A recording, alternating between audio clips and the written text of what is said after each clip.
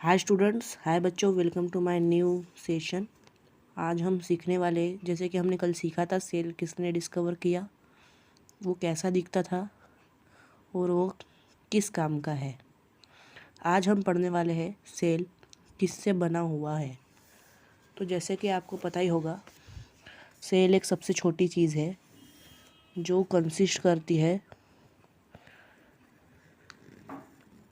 पहली चीज़ आती है प्लाज्मा,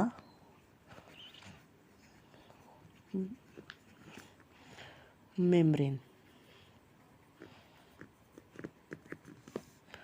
प्लाज्मा मेम्ब्रेन एक ऐसी चीज़ है जो बनी है बाय लिपिड लेयर से। बाय लिपिड में मतलब दो फैट की लेयर्स। ये जो प्लाज्मा मेम्ब्रेन है ये सेल को शेप देती है, सेल को प्रोटेक्ट करती है, सेल को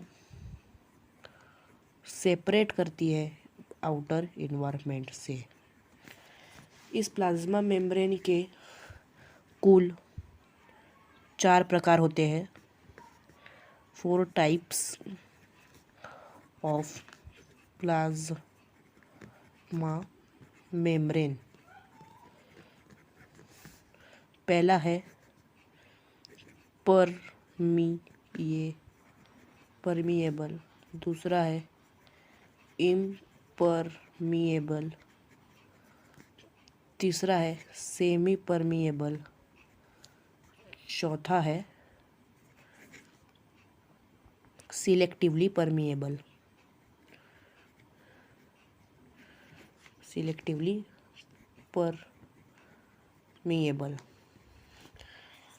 जो परमिएबल है इससे सब चीज़ पास हो सकती है, सब चीज़ अंदर जा सकती है, अंदर बाहर जा सकती है।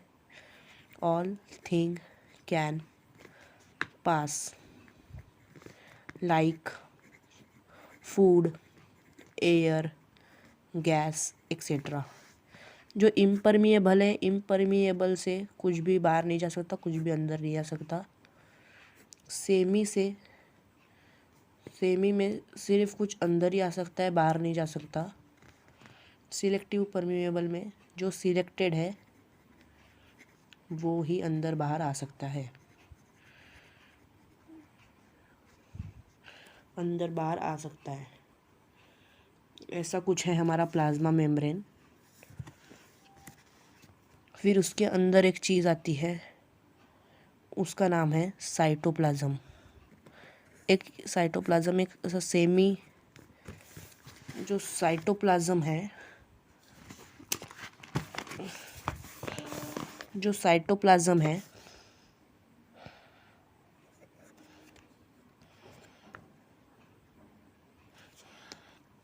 हमारा जो साइटोप्लाज्म ये बना है कुछ सेमी सॉलिड मटेरियल से। इसमें कुछ चिपा पदार्थ रहता है। उसमें हमारे जो उसमें सस्पेंडेड रहते हैं, कुछ सस्पेंडेड मीन्स उसमें कुछ तो भी लटके रहते हैं, वो छोटे छोटे, और उसको बोलते हैं ऑर्गेनलीज है माइटोकॉन्ड्रिया,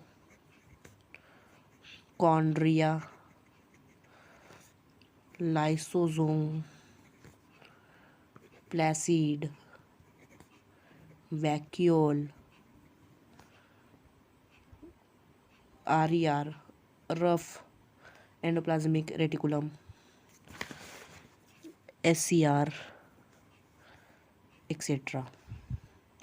तो आज हम पढ़ने वाले हैं माइटोकॉन्ड्रिया।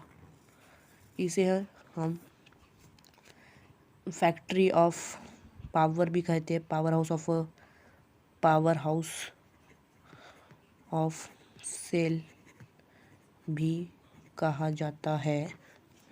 तो let started mitochondria are known as power house of cell. Mitochondria को पावर हाउस सेल कहा जाता है, मतलब इसमें सब पावर बनती है। Mitochondria have 2 membrane covering. Mitochondria 2 membrane की कवरिंग से बना हुआ है। The outer membrane is porous while the inner membrane is deeply folded.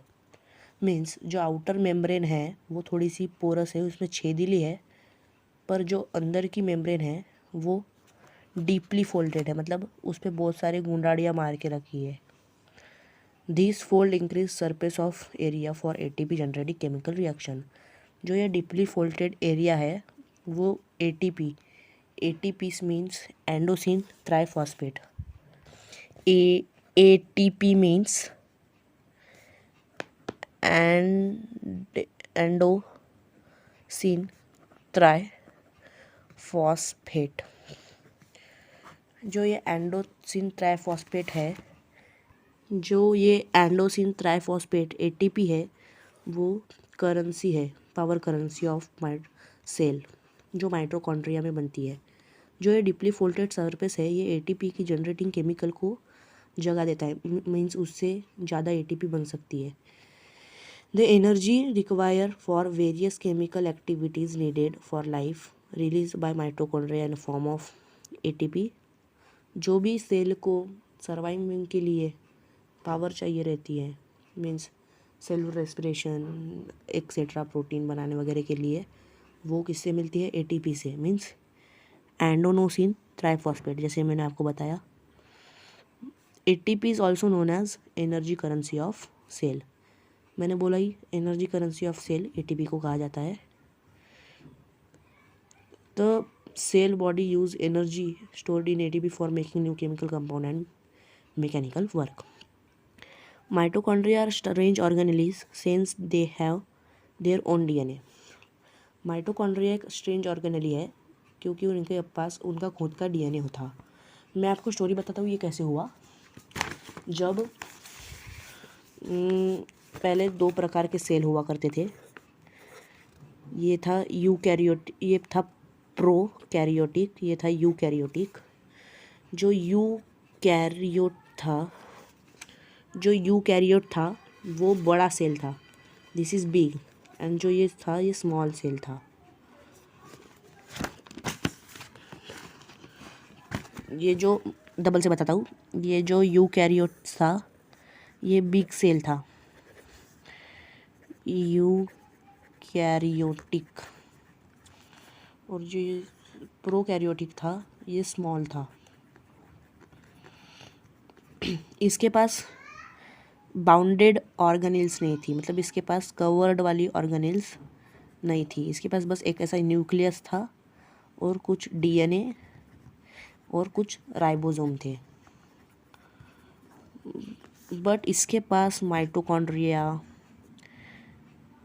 DNA, chromosome,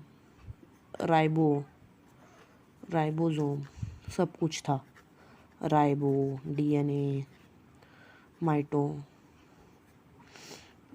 mitochondria था, पर जो ये बड़ा सेल था ये छोटे को खा लिया। जब इसने छोटे को खा लिया तो इन दोनों ने डील किया। इस छोटे वाले सेल ने कहा तू बड़े वाले अपन एक डील करते हैं, तू जैसे मुझे खा लिया मुझे मारना मत, मैं तुझे अपना एक से ऑर्गेनेली माइटोकॉन्ड्रिया दूंगा जो तेरे सेल में आके तेरे को एनर्जी प्रोड्यूस करेगा। इस तरह ये सेल इधर आया और इसका डीएनए यहीं रह गया। तो ऐसी थी स्टोरी। तो इसी के साथ हम आज का सेशन ख़त्म करते हैं। Thank you for watching, bye.